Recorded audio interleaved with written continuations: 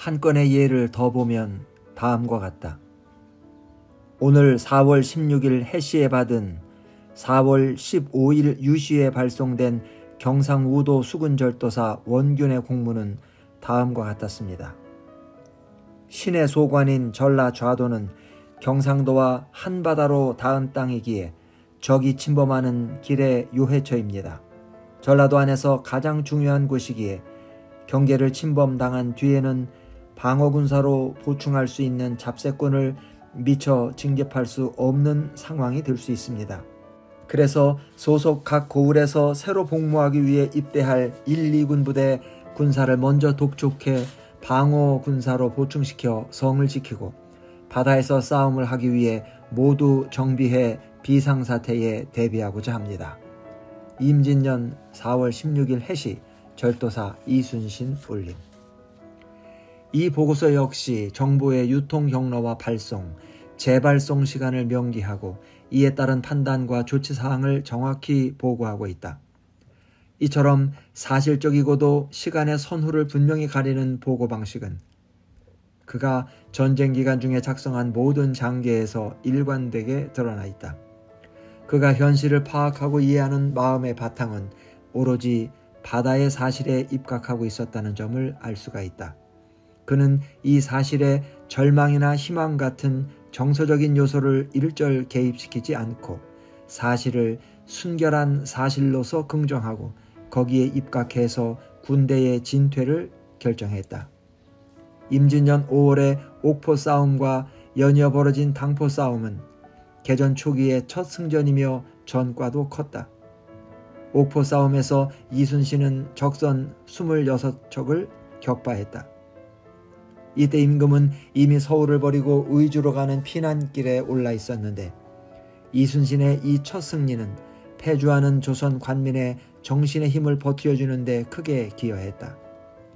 임진왜란과 관련된 많은 기록들 중 옥포 싸움과 당포 싸움의 경과를 보고하는 이순신의 장계는 그 뛰어난 사실성에서 백미를 이룬다. 이 기록에서 이순신은 전투의 과정뿐 아니라 피난민과 포로들의 참상, 적선의 생김새, 적의 대응태세, 적의 화포와 장비들의 기능까지도 상세히 보고하고 있다. 이순신은 사실을 기록했을 뿐 첨삭을 가하지는 않았다. 그가 받아들이고 긍정했던 사실들은 압도적으로 열세인 군사력, 물량 부족으로 인한 굶주림과 추위, 부하들의 이탈과 명령 불복종, 전쟁을 지원해야 할 행정 관료들의 부패와 무능, 당쟁의 틈바구니에서 짓밟혀야 하는 자신의 정치적 불운과 같은 시련과 역경이었다. 그리고 그의 지도자 된 자질은 이 절망적인 역경을 희망으로 전환시키는 데 있었다. 전 생애를 통해서 그의 리더십에 가장 강력하고도 아름다운 대목은 이 전환의 국면 속에서 작동되었다. 하지만 훗날의 사람이 이 전환의 내면을 말하는 일은 두렵다.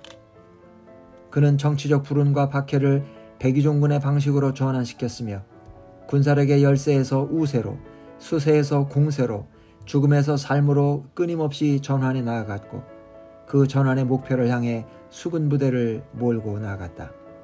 이 전환의 힘이 전투에서 발현되었을 때 그는 한산도 싸움에서처럼 압도적인 승리를 거둘 수가 있었고 이 전환의 힘이 그의 실존적 인격 안에서 작동될 때 그는 백의종군의 역경을 건너가면서 명량 싸움을 수행할 수 있게 된다.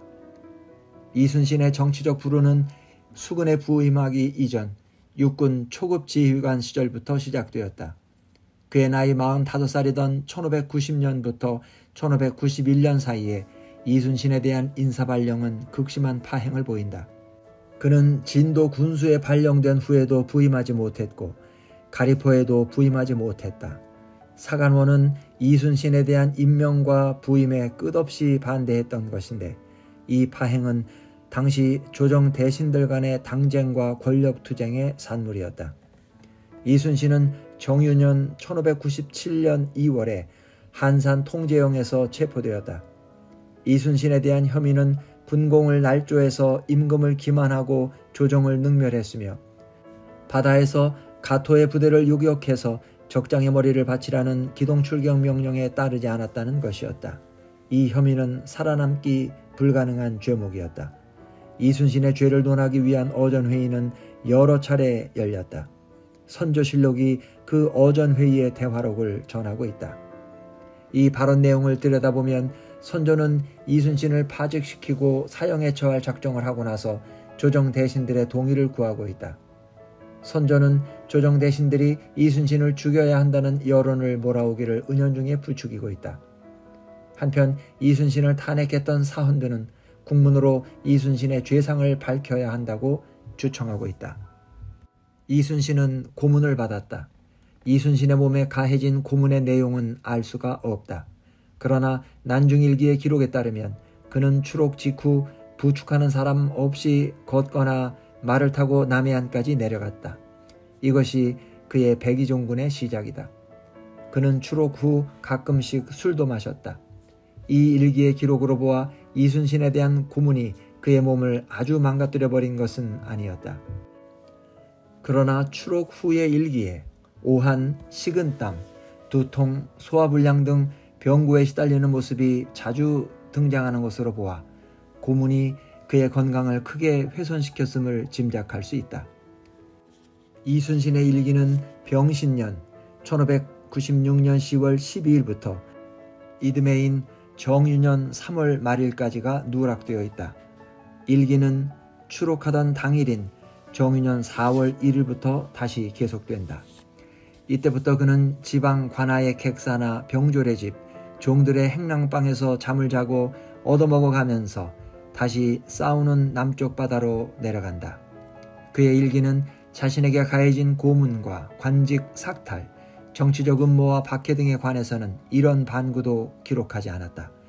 그리고 그의 사후에 여러 사람들이 남긴 글 속에서도 이순신은 자신이 겪은 고통과 치욕에 관하여 이런 반구도 언급하지 않았다. 그가 육군 초급장교 시절에 임지에 거듭 부임하지 못하게 되는 정치적 불운에 대해서도 그는 아무런 기록이나 발언을 남기지 않았다. 그래서 우리는 그의 정치의식이나 그 당시 조정 권력투쟁과 당쟁에 대한 그의 인식 또는 자신에게 가해진 박해와 치욕을 스스로 어떻게 생각하고 있었는지를 그 자신의 발언이나 기록을 통해서 짐작하기가 불가능하다. 그는 백의종군길에 나서기까지도 오직 침묵으로 일관했다. 이순신은 그의 7월에 복권되어 삼도 수군 통제사에 임명되었다. 그 직전에 원균의 부대가 7천량 싸움에서 참패했고 이 싸움에서 조선 수군 무력의 거의 전부가 괴멸되었다. 남은 것은 전선 12척과 사기가 꺾여 흩어진 패잔병들 뿐이었다. 삼도수군 통제사 임명을 받고 임금에게 올린 장계에서 이순신은 말했다. 신에게 아직도 12척이 남아있고 또 신의 몸이 아직 살아있는 한 적이 우리를 업신여기지는 못할 것입니다. 이 문장을 백의종군 전후의 정치 상황 속에서 읽을 때 우리는 이순신의 침묵의 내면을 희미하게나마 짐작할 수 있다. 그의 침묵이 삶을 향한 전환을 예비하는 침묵이었음을 이 한 줄의 문장은 일깨워준다.